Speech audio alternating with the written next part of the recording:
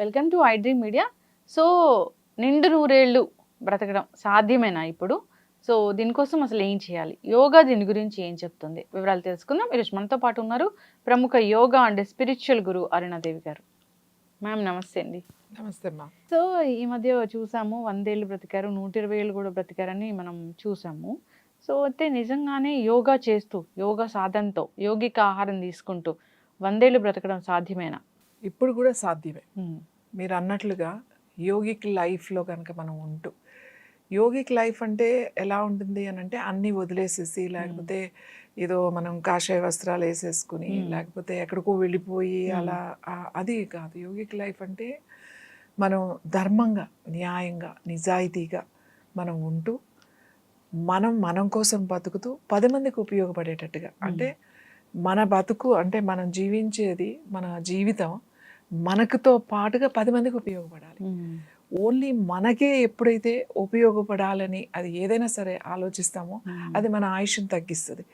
ఎప్పుడైతే మనం 10 మందికి ఉపయోగపడాలి అని, 10 మందికి ఒక మంచి చేయాలి, ఒక 10 జనరేషన్స్ ఇది నిలిచిపోవాలి అనే దాని మీద మనం చేస్తాం కదా, అలాంటి ఆలోచనలతో అలాంటి మనం పనులు చేస్తూ మన జీవితాన్ని కనుక గడిపితే నిజంగా 100 ఏళ్ళు ఇప్పుడు కూడా ఉండొచ్చు, సాధ్యమే. అంటే స్వార్థం అట్లాంటివి ఉండకూడదు.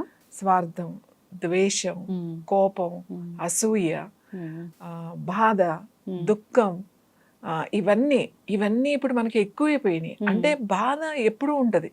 ప్రతి ఒక్కరికి జీవితంలో ఖచ్చితంగా సమస్యలు ఉంటాయి. సమస్యలు లేని జీవితం ఎప్పుడు కోరుకోకూడదు. ఎందుకంటే అప్పుడు నీకు సంతోషం ఎలా ఉంటుందో నీకు తెలియదు. మనకి సమస్యలు ఉండాలి, ఎప్పుడు తప్పుడు అలా దాటుకుంటూ వెళ్ళిపోతూ ఉన్నాం. అప్పుడు ఒక లైఫ్, ఒక జీవితం ఒక ఛాలెంజ్ లాగా ఉంటుంది.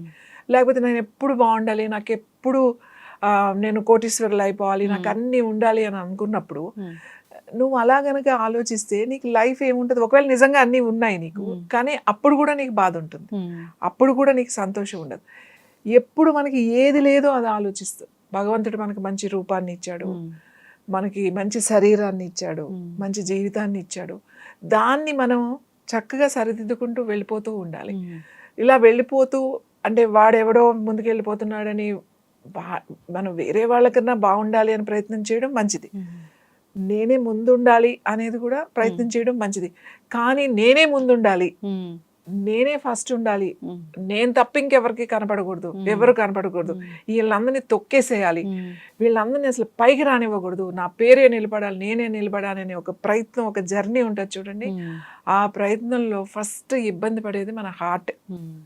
మన సెల్లే షాక్ అయిపోతుంది ఇలాంటి ఆలోచనలు మనకుంటే. ఇప్పుడు నిన్ను నేను పడగొట్టేసి నీ కుర్చీ నేను లాక్కుని నేను వచ్చేయాలి అని, అది ఎలా లాక్కోవడం అంటే ఎట్లా? నువ్వు కూర్చోవాలన్నప్పుడు తక్కువని నేను నీ కుర్చీ లాగేశాను వెనక నుంచి, నీకు తెలియకుండా. నువ్వు కూర్చుంటున్నావు, వెనక కుర్చీ ఉందని నీ వెనక నిలబడి నువ్వు పడిపోవాలని చైర్ లాగేసా, కుర్చీ లాగేసి నువ్వు కింద పడిపోయావు. ఎందుకంటే నీకు తెలియదు కదా, నీ కుర్చీ ఉందని కూర్చుంటున్నావు. అప్పుడు ఎవరికి నష్టం తెలుసా? ఖచ్చితంగా నీకు కొంచెం నష్టం. ఎందుకంటే నువ్వు పడిపోతావు, ఒక అవమానం జరుగుతుంది, లేకపోతే ఏదైనా దెబ్బ తగులుతుంది, అంతవరకే. కానీ లాగిన నేను ఉన్నాను కదా, ఇక నీకు తెలియకుండా నీ కుర్చీ నేను లాగేశాను కదా, నాకే నష్టం. అది ఎలా అంటే నా సెల్ షాక్ అయిపోతుంది. మనకి సెల్స్ ఉంటాయి, కొన్ని కోట్ల కణాలు ఉన్నాయి మన శరీరంలో. ప్రతి కణానికి, ప్రతి సెల్కి కూడా మైండ్ ఉంది. అంటే సెల్ కెన్ ఈట్, సెల్ తింటుంది, పడుకుంటుంది, ఆలోచిస్తుంది, డాన్స్ చేస్తుంది, సంతోషపడుతుంది, ఇవన్నీ ఉన్నాయి సెల్కి. అలా కొన్ని కోట్ల సెల్స్ ఉన్నప్పుడు ప్రతి ఒక్క కణానికి మైండ్ ఉంది, అంటే మనసు ఉంది. అందుకే అంటాం వేర్ ఈజ్ యువర్ మైండ్, ఎక్కడుంది నీ మనసు అంటే ఇక్కడ లేదు, నీ పై నుంచి కింద వరకు ఉంది అన్నమాట. అంటే కాన్షియస్ మైండ్ అని అంటామట. ఈచ్ అండ్ ఎవ్రీ సెల్కి ఉంది. ఈ సెల్కి ఈ అసూయ పడడం, లేకపోతే ఎవరినైనా చూసి మనం ఓర్చలేకపోవడం, అసూయ, జలస్, ఇలాంటివన్నీ కూడా సెల్కి తెలియదు. మీకు అర్థమవుతుందా? సెల్కి తెలియదు. ఎవరికి తెలుసు? ఇవన్నీ బుద్ధి ఉంటది ఒకటి, ఒక బుద్ధి అనేది మనకు ఉంటది. ఈ బుద్ధి అనేది ఒక సారథిలాగా మనల్ని నడిపిస్తూ ఉంటుంది అన్నమాట. అది ఒక మన బుద్ధి అనేవాడిని ఒక సారథి అంటాం. అంటే మనల్ని నడిపించేవాడు ఒక డ్రైవర్ అనుకోండి. డ్రైవర్ ఎవరు? మన శరీరంలో, మన లోపల అంటే ఈ బుద్ధే. అందుకే మనం ఎవరినైనా ఏదైనా చేస్తే నీకు బుద్ధి లేదా అని అడుగుతాం. అంటే నీకు అంత ఆలోచించేది నీకు తెలియదా అని చెప్పేసి, బుద్ధి ఉందా నీకు, బుద్ధి లేదా అని అడుగుతాం. ఈ సెల్ షాక్ అవుతుంది. ఎప్పుడైతే నేను నిన్ను మోసం చేశానో, నేను నిన్ను మోసం చేసేసా, ఎవరికి తెలియదు నిన్ను మోసం చేసినట్టు, కానీ నాకు తెలుసుగా. అవును. ఇది నా సెల్ షాక్ అవుతుంది. అంటే నా లోపల ఇంటర్నల్గా ఉన్న నా అవయవాలు, సెల్స్ ఏవైతే ఉన్నాయో కణాలు షాక్ అవుతాయి. ఏం జరుగుతుంది, ఏంటిది, సడన్గా నీ కుర్చీ నేను లాగేశాను, నేను కూర్చున్నాను, నువ్వు పడిపోయావు, నిన్ను పడేసి నేను కూర్చున్నాను, నేను షాక్ అవుతా, నా సెల్ షాక్ అవుతుంది, యాక్సెప్ట్ చేయదు. ఎందుకంటే మన శరీరానికి ఉన్న గుణం అది కాదు, మనకు బై బర్త్ అలాంటివి లేవు. అవును. మనం ఈ సొసైటీలో ఉంటూ మనం చేసే పనుల్లో, ఈ ఒత్తిడిలో, ఈ స్ట్రెస్లో ఇలాంటివి ఏదో లొంగిపోయి, కొన్ని విషయాలకి లొంగిపోయి మనం పనిచేస్తూ ఉంటాం. ఇది తాత్కాలికంగానే, కానీ లాంగ్ పీరియడ్లో నష్టపోయేది ఎవరు, నేనే. ఎందుకు, నేను నిన్ను మోసం చేశా, ఇది నాకు తెలుసు. నా సెల్ యాక్సెప్ట్ చేయలేదు, ఇది యాక్సెప్ట్ చేయదు. కొన్ని రోజుల వరకు దానికి అర్థం కాదు, కన్ఫ్యూజ్ అయిపోతుంది సెల్. ఈ సెల్ కన్ఫ్యూజ్ అయిపోయి రివర్స్ మెకానిజం లాగా పనిచేస్తుంది. నీకు తింటే పడదు, ఎక్కువ పని చేయలేవు, ఎప్పుడు ఏదో ఒక కంగారు, లేకపోతే డిప్రెషను, లేకపోతే ఏదో ఒక ఆతృత, ఏదో ఒకటి, తృప్తి అనేది నువ్వు మర్చిపోతావు. ఇది చాలా బాగా మనల్ని మనం అర్థం చేసుకోగలిగితే, ఈ మెకానిజంని అర్థం చేసుకోగలిగితే చాలా అద్భుతంగా ఉంటుంది. ఇది మనం అర్థం చేసుకోవాలి. ఇది ఎప్పుడు అర్థం చేసుకోగలుగుతావు, నువ్వు లోపల చూసినప్పుడు అర్థం చేసుకోగలుగుతావు నువ్వంటే ఏంటి అని. ఇప్పుడు నువ్వు ఇది కనబడుతున్నావు, ఇది నువ్వు కాదు, నువ్వు లోపల ఉంటుంది, అది నువ్వు. దాన్ని కూడా మోసం చేసేసి మనం ఇవాళ ఎలా ఉన్నావు, నిన్ను నువ్వు మోసం, నన్ను నేను మోసం చేసుకుని బతుకుతున్నా. అలా ప్రతి ఒక్కళ్ళు మోసం చేసిన, ఎవడు చూడలేదు కదా, ఎవడు చూడలేదు, తీసేద్దాం, ఇది తీసేమని ఎవరు చెప్తున్నారు, నీ మనసే చెప్పింది కదా, నీ బుద్ధే కదా అది చెప్తుంది, ఎవరు చూడట్లేదు అది తీసేసేయని. లేదు, మళ్ళీ చెప్తుంది ఏమని, వద్దొద్దు, ఎవరైనా చూస్తే బాగుండదు, తీయకు అని చెప్తుంది. మళ్ళీ ఏం చెప్తుంది, ఏమైంది తీస్తే, నేను తీయలేదని చెప్తా కదా, ఏం పర్వాలేదులే అని అదే అన్నీ అదే చెప్తుంది. కానీ నువ్వు సెలెక్ట్ చేసుకోవాలి. మనసు ఎలాంటిదంటే అది అన్నీ చెప్తుంది, కానీ ఇటిల్లో నువ్వు సెలెక్ట్ చేయాలి. Yes, this is correct. ఇది ఎవరు సెలెక్ట్ చేస్తారు, బుద్ధి సెలెక్ట్ చేస్తుంది.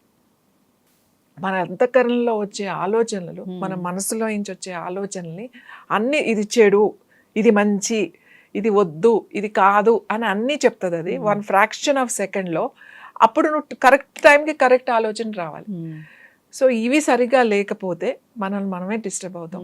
ఇలాంటి ఆలోచనలు, ఇలాంటి పరిణామం ఇప్పుడు మన చుట్టూ ఉన్న, ఇవాళ యోగా అని చూడండి, లేకపోతే ఈ స్పిరిచువల్లోనే, ఇంకా అసలు మిగతా బిజినెస్లు పక్కన పెట్టండి, ఒక్క స్పిరిచువాలిటీలోకే వద్దాం. ఒక మెడిటేషన్, ఒక స్పిరిచువాలిటీ, వీటిలోకే వస్తే ఎంత కాంపిటీషన్, ఎంత ఘోరంగా ఉందంటే పరిస్థితి. ఇంత ఇంత ఘోరమైన పనులు ఎందుకు చేస్తున్నారు వీళ్ళు, ఎందుకు మోసం చేస్తున్నారు, నువ్వు చెప్పేదేంటి, నువ్వు ఆచరించి. ఇప్పుడు నా దగ్గరికి ఎందుకు వస్తారు, నేను ఒక గురువు స్థానంలో ఉన్నాను, నీకన్నా నాలుగు కొంచెం నేను ఎక్కువ సాధన చేశాను, నేను ఎక్కువ జ్ఞానాన్ని సంపాదించుకున్నాను, నేను చదువుకున్నాను, నీకు తెలియంది ఏదో నేను నీకు మంచి జరిగే విషయాలు 4 చెప్తున్నాను, నువ్వు నా దగ్గరికి వస్తున్నావు. నువ్వు నా దగ్గరికి వస్తే నువ్వు ఇప్పుడు వచ్చి ఈమెకి అన్నీ చెప్పేసి ఈమె వెళ్ళిపోతే, ఈమె నీకు ఒక శాశ్వత పరిష్కారం నేను చెప్పేశా, అమ్మ లక్ష్మి ఇలా చేసుకో అంతే. నువ్వు చేస్తున్నావు, నీకు బాగానే ఉంది, నువ్వు బాగానే ఉన్నప్పుడు నువ్వు నా దగ్గరికి రావు కదా. అదే వచ్చారమ్మా, ఇప్పుడు ఈ అమ్మాయి మళ్ళీ 10 సార్లు నా దగ్గరికి రావాలి అని, నువ్వు మళ్ళీ రా, మళ్ళీ రా, మళ్ళీ రా, మళ్ళీ రా. ఈ రొటేషన్లో నువ్వు మోసం చేయట్లేదా? ఎంత మోసం అది. ఈ మోసం చేస్తే నీ ఆయుష్ ఎక్కడ ఉంటుంది?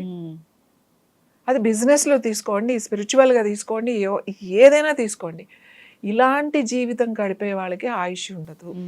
నువ్వు ఎంత కొర్రలు తిన్నా, ఎంత నువ్వు గింజలు తిన్నా, ఎంత న్యూట్రిషన్ ఆర్గానిక్ ఫుడ్ తిన్నా, నువ్వు ఆర్గానిక్గా లేనప్పుడు, నీ ఆలోచనలు ఆర్గానిక్గా లేనప్పుడు నీ ఆయుష్ ఎలా పెరుగుతుంది? పెరగదు కదా. సో మనము ఉండాలి, మనము స్వచ్ఛంగా ఉండాలి, మనము ఆర్గానిక్గా ఉండాలి. ఇప్పుడు మీకు అర్థమయ్యే భాషలు చెప్పాలంటే మనం ఆర్గానిక్గా ఉండాలి. అంటే ఎటువంటి కెమికల్ సంబంధించిన ఇలాంటి దుష్టపరమైన ఆలోచనలు ఉండకూడదు. మనకి ఎట్లా దుష్టపరమైన ఆలోచనలు లేకుండా అసలు ఇంతవరకు నేను చూసిన వాళ్ళు ఎక్కడ దుష్టపరమైన ఆలోచనలు లేకుండా అసలు ఎవరూ లేరు ఈ సొసైటీలో. ఇందులో కొట్టుకుని వెళ్ళిపోతున్నాం. ఇప్పుడు నేనున్నాను, నేను ఇంత ఉన్నాను, నేను ఒక యోగా గురువుని, అమ్మో మళ్ళీ వేరే వాళ్ళు వచ్చేస్తున్నారు, నా దగ్గరికి రారేమో, వీళ్ళు రాకపోతే నేను ఒక సంస్థ పెట్టాలనుకున్నా, ఓ పెద్ద సంస్థ పెట్టాలనుకున్నా, ఈ ఆశ్రమాన్ని ఇంకా పెద్దగా చేసేయాలనుకుంటున్నా. ఈ పెద్దగా చేయాలి, ఈ పెద్దగా చేయాలి, ఈ పెద్దగా చేయాలనే దాంట్లో నేను నాకు తెలియకుండానే ఇరుక్కుపోతాను. అవును.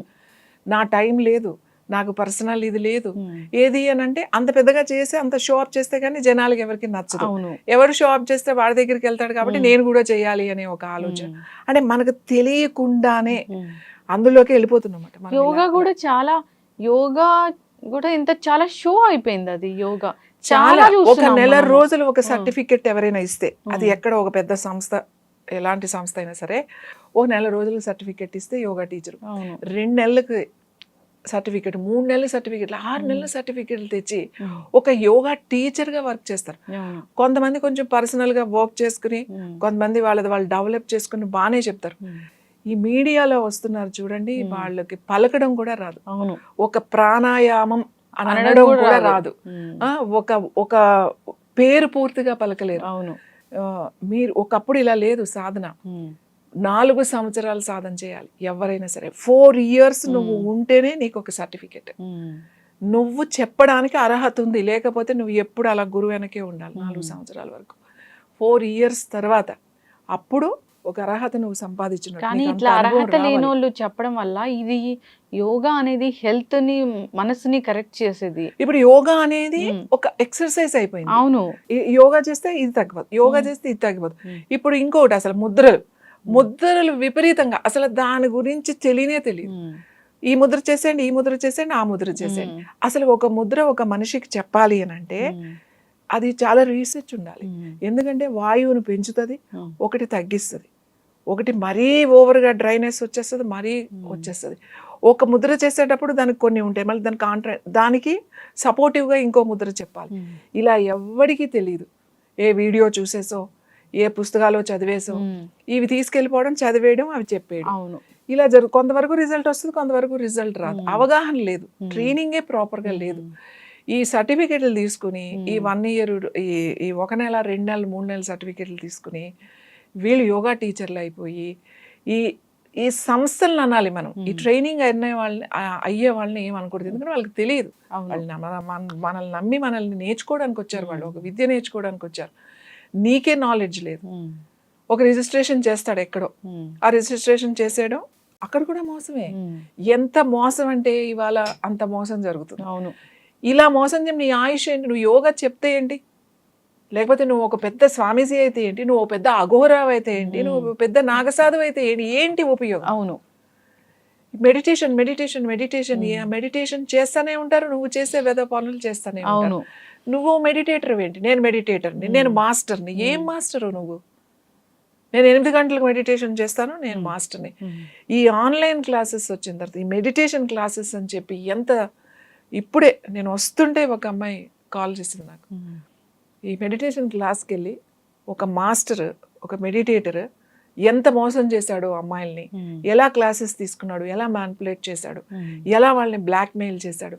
వీళ్ళకి ఇంట్లో వాళ్ళకి తెలియకుండా ఈ గురువుకి, మెడిటేటర్కి ఒక్కొక్కళ్ళు 1,50,000 ఆడపిల్లలు తెచ్చుకుని బయట నుంచి అటు నుంచి అప్పులు తీసుకొచ్చి ఇంట్లో వాళ్ళకి తెలియకుండా వాళ్ళకి ఇచ్చారట. అంత బ్లాక్మెయిల్ జరిగిందట. నేను షాక్ అవుతుంది. అవును. అందుకే నేను ఏమంటే ఇప్పుడున్న దీంట్లో, ఇప్పుడున్న ఈ కాంపిటేటివ్ వాళ్ళు, సాఫ్ట్వేర్ వాళ్ళు అంతే, బిజినెస్ చేసేవాళ్ళు అంతే, ఇంకా ఎవరైనా అంతే, దాంట్లో మనం కొట్టుకెళ్ళిపోతున్నాం. నేను ఏమంటానంటే ఒక్కసారి ఆగండి, జస్ట్ కళ్ళు మూసుకొని కూర్చోవడం అలవాటు చేసుకోండి. ప్రొద్దున్నే లేచి కళ్ళు మూసుకొని కూర్చోండి. మీకు ఏం కావాలి? ఫస్ట్ మీరు ఏం అవ్వాలనుకుంటున్నారు? మీరు ఏం చేయాలని అనుకుంటున్నారు? మనం ఏం చేస్తున్నాం?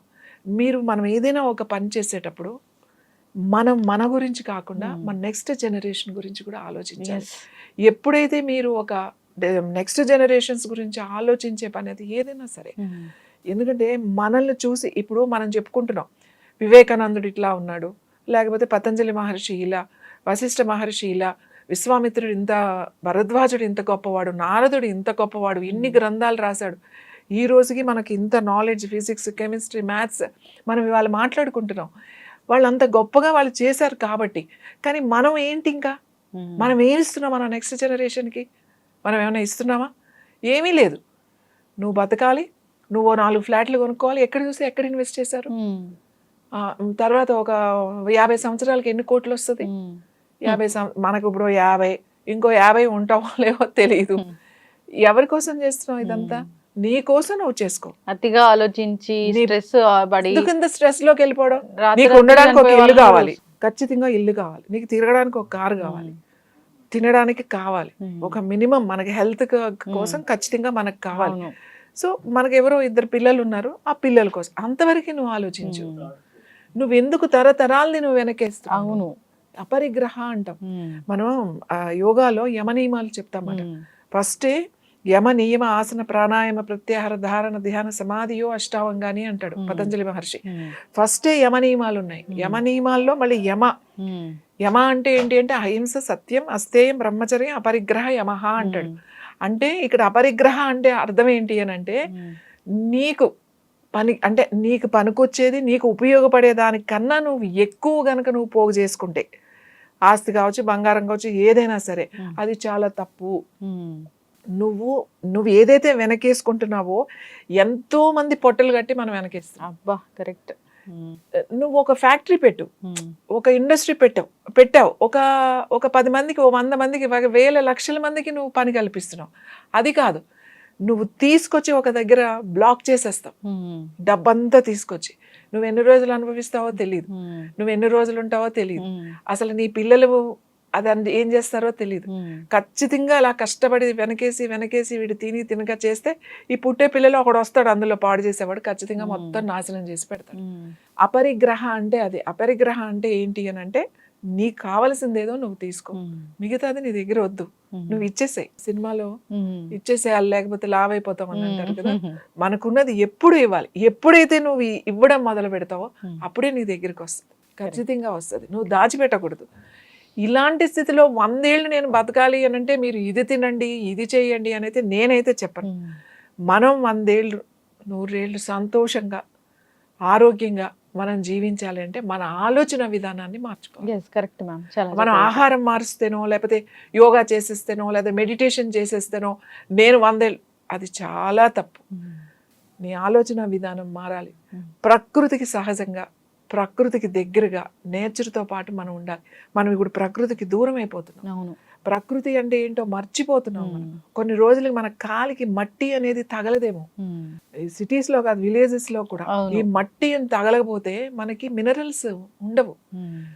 మట్టి తగలకుండా పిల్లల్ని కూడా మనం అలాగే పెంచుతున్నాం. వాడికి అసలు ఇమ్యూనిటీయే లేదు ఇప్పుడున్న పిల్లలకి. ఇవన్నీ కూడా మనం ఏది చేసినా ముందు తరాల వాళ్ళకి మనం ఒక ఆదర్శంగా ఉండాలి. ఎన్ని సంవత్సరాలు బతికేవని కాదు, మన ముందు తరాల వాళ్ళు తీరాలి. ముందు తరాల వాళ్ళ గురించి ఒక్కసారి మీరు కళ్ళు మూసుకుని కూర్చొని ఆలోచిస్తే వాళ్ళకి ఏమి ఇచ్చాం మనం? మంచి చెట్లు ఇచ్చామా? మంచి భూమి ఇస్తున్నావా? మంచి నీళ్లు ఇస్తున్నావా? ఏమీ లేవే, అన్ని పాడు చేసి ఇస్తున్నాం కదా. నేనేం చేస్తానంటే ఇది తినండి, అది తినండి అని చెప్పను. ప్రతి ఒక్కళ్ళు మీ ఆలోచన విధానాన్ని మార్చుకోండి. కాలంతో పాటు కలిసి నడవండి. కాలంతో పాటు కలిసి నడిస్తే కాలం కలిసి వస్తుంది అని చెప్తారు. టైంతో ఉండండి. ప్రకృతి టైంతో ఉంటే మీరు ప్రకృతితో ఉన్నట్టే. ప్రకృతికి హాని చేయకుండా మనం జీవిస్తూ 10 మందిని కనుక మనం జీవించేలాగా చేస్తే ఖచ్చితంగా మీ ఆయుష్ పెరుగుతుంది. చాలా చక్కగా చెప్పారు. అంటే మనం బ్రతకాలి, మనతో పాటు నలుగురు బ్రతకాలని కోరుకోవాలి. అట్లా కాకుండా పక్కనోడిని తన్నేసి పక్కనోడిని తొక్కేసి నేను మాత్రమే ఉండాలి అని కోరుకుంటే నువ్వు ఉండాలని నీ సెల్ కోరుకోదు. అంటే నీ ఆత్మ అది ఇష్టపడదు. అంటే భగవంతుడు దానికి సహకరించడు. మనం ఏదైతే ఈ గింజలు నాటుతామో అవే మొక్కలు వస్తాయి అన్నట్లు ఇక్కడ కూడా అంతే మ్యామ్. సో మనం దుష్ట బుద్ధితో ఉంటే మనకి చెడే జరుగుతుంది. చాలా చక్కగా చెప్పారు. నిండు 100 ఏళ్ళు బ్రతకాలంటే హాయిగా ఉండాలి, మంచి పనులు చేయాలి. చాలా చక్కటి ఇన్ఫర్మేషన్ అండి. ధన్యవాదాలు.